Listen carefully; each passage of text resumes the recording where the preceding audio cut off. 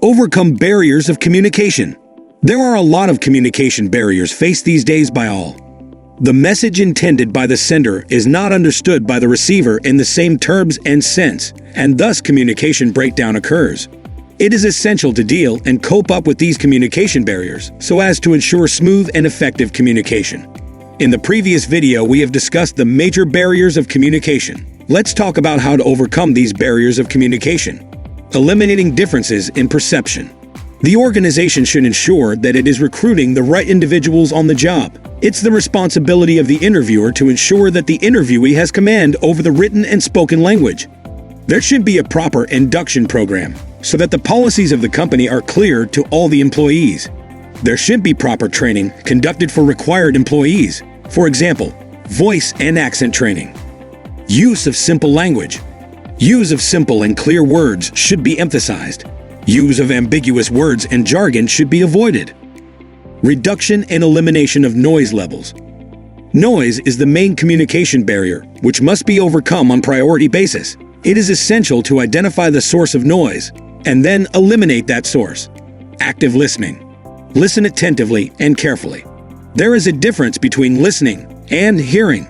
Active listening means hearing with proper understanding of the message that is heard. By asking questions, the speaker can ensure whether her message is understood or not by the receiver in the same terms as intended by the speaker. Emotional state. During communication, one should make effective use of body language. She should not show their emotions while communicating, as the receiver might misinterpret the message being delivered.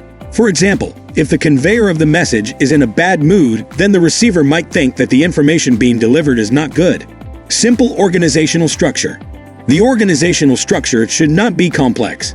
The number of hierarchical levels should be optimum. There should be an ideal span of control within the organization. The simpler the organizational structure, the more effective the communication will be. Avoid information overload. Managers should know how to prioritize their work. They should not overload themselves with the work. They should spend quality time with their subordinates and should listen to their problems and feedback actively. Give constructive feedback. Avoid giving negative feedback. The contents of the feedback might be negative, but it should be delivered constructively. Constructive feedback will lead to effective communication between the superior and subordinate. Proper media selection. The managers should properly select the medium of communication. Simple messages should be conveyed orally, like face-to-face interaction or meetings. Use of written means of communication should be encouraged for delivering complex messages. For significant messages, reminders can be given by using written means of communication, such as memos, notices, etc. Flexibility in meeting the targets. For effective communication in an organization, the managers should ensure that the individuals are meeting their targets timely without skipping the formal channels of communication. There should not be much pressure on employees to meet their targets. Conclusion. By implementing these strategies and fostering a culture of effective communication, organizations can eliminate differences in perception and achieve greater success through a cohesive and informed workforce.